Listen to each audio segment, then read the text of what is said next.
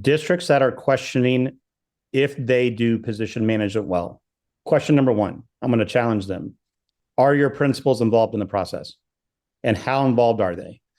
If they're not, that's the first thing that you can do is you've got to get them enabled.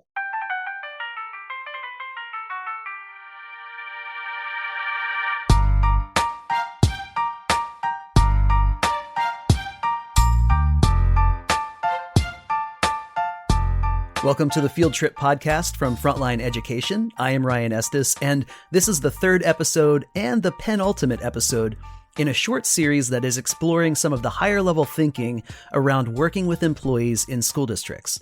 And once again, joining us from two different locations in the great state of Texas are Mitch Welch, a good friend and coworker of mine here at Frontline, and Dr. Sundie Dahlkamp, the Executive Director of Human Resource Services at Pearland Independent School District.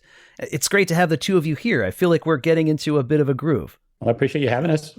Well, Mitch, why don't you just take it away? Position modifications. What do we have to talk about here?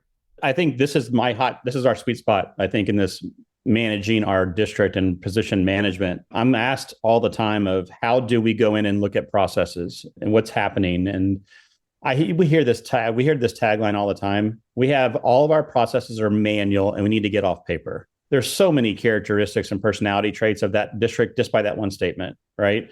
Probably a lack of visibility, attachment to emails, text, sticky notes on your chair, Sunday, when you come into your office, things that you don't hear about. Business office says, I didn't know. How come I didn't know that was happening in my own department? There's a ripple effect, right? And so I am constantly in a conversation to say, back up. Let's define what position management is, like we did on our previous podcast together. But now let's go into position management and talk about the movement of position. And in my mind, I'm seeing four pieces, Sundie, and I'd love to kind of break this out. Separations and resignations, and the ugly term, terminations. How do we manage those?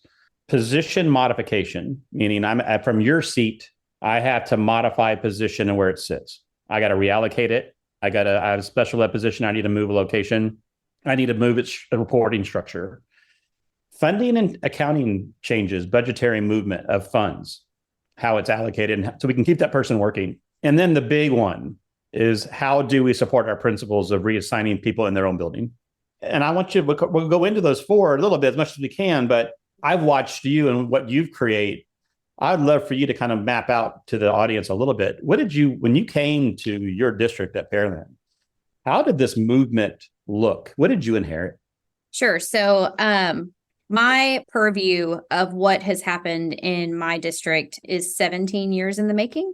When I came to HR, I thought it was so cool. We made recommendations with a PDF that had drop-down lists of people's names.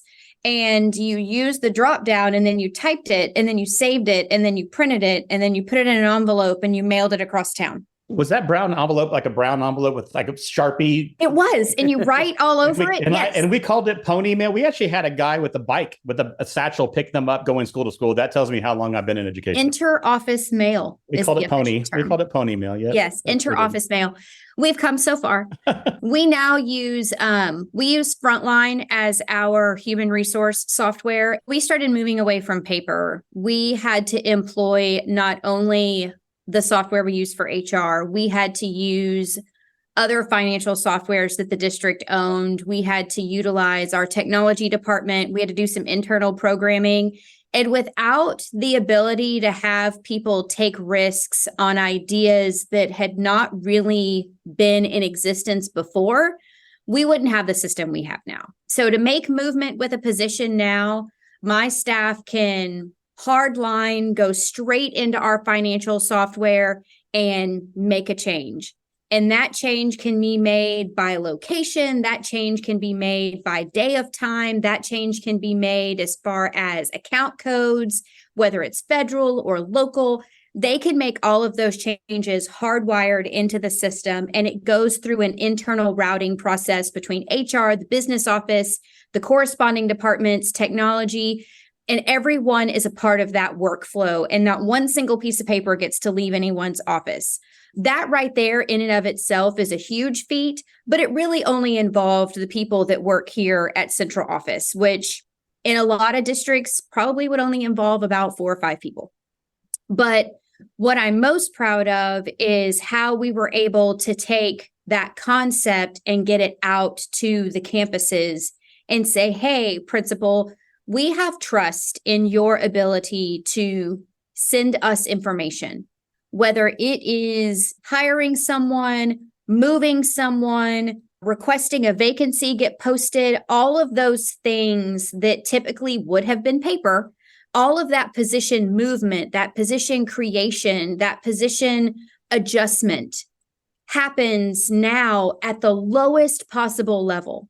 So there's no email that says, what did you mean when you said, or there's no follow-up phone call that says, I saw your sticky note, but I didn't know what you meant by not soccer, do baseball. What? Now it all happens at the campus level, and the principal gets to own that moment. One, we have given them the ability to actually be the master of their domain. That's huge. But they're able to then communicate with us in a way that is highly technical. Our campuses send us all of their requests through Frontline, whether it is a position change or a recommendation to hire or a recommendation to post a job. It doesn't matter. They're able to give us every single ounce of data at the campus level. And then we have our own internal checks and balances that get it all the way to the finish line, whether that's changing someone's hours or taking away soccer and adding baseball, whatever that is, we're now able to do it. No one had to chase the mail guy. No one had to learn how to use a drop-down menu on a PDF. It's so seamless and gives so much more autonomy to our supervisors that they feel a part of the process and not like they're playing Mother May I. And I'm going to fill in and color commentate on some things because I think it's such a powerful conversation.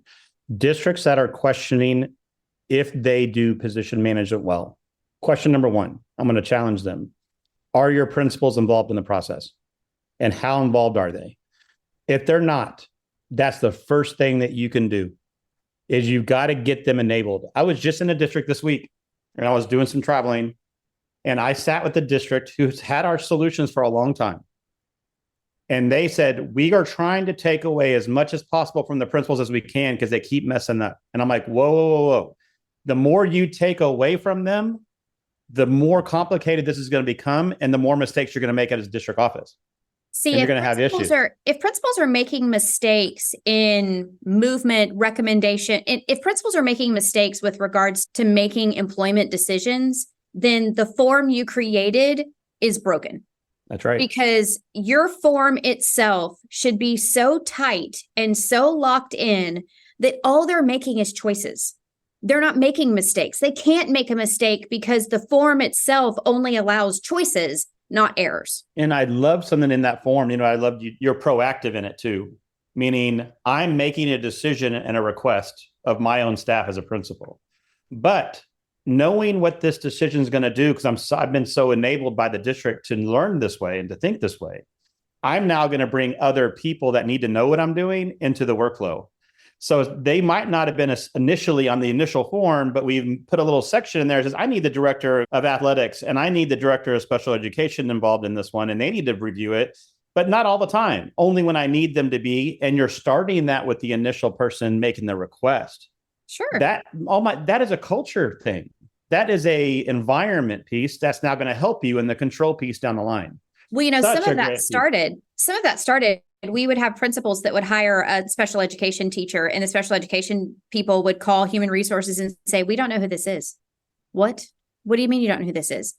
We had to create that platform to happen because it wasn't natural for in the middle of July, when a principal is trying to hire 25 teachers, it wasn't natural to call special programs and say, hey, can you come over for an hour? That we were putting too much pressure on a principal to remember who to call, when, where, why. Put it in the form. Now, if special programs wants to go look up who Joe is, you got all his information right there. Click on the link. Go see all about Joe. If you don't like Joe, then you can pick up the phone and tell somebody. Otherwise, guess what? Joe's your new employee. He's coming, and now you know all about him. You're empowering all stakeholders at this point. And I love that because you're using a very compliance-based process that is control reliant. And you're actually creating a culture of buy-in, dialogue, reflection, in a culture of success, that this scary topic of movement is not so scary. I think it's really well done. Sure. It's actually one of the favorite things that when people come to our district and say, hey, can you show me something really cool that you guys are doing? It's probably the number one thing I have my staff show people that we are doing. I think it's the number one thing that I show about your staff too. And I'm showing it everywhere across the country. So you're like, right. Your name's We on tell everything. people all the time, we're like, if you want to give some amazing autonomy back to your campus leaders, your department leaders, our food service department thinks that it is like the most amazing thing ever because they can change someone from a 4-hour worker to a 6-hour worker in the click of a button. And then they never worry about it. The person automatically is changed. It's like magic falls from the sky. And on a Tuesday, they work 4 hours. And on a Wednesday, they work 6 hours. Yeah, that's great. So thank you very much. That's exactly what I wanted you to tell our audience. I aim to please. So one reason I love these conversations is the chance to hear what all of this actually looks like in school districts. Mitch and Sundie, thanks again for making time in your busy days. Appreciate it. We will see you next time for a conversation about employee data visibility, which I know is going to be a white knuckle ride. See you then.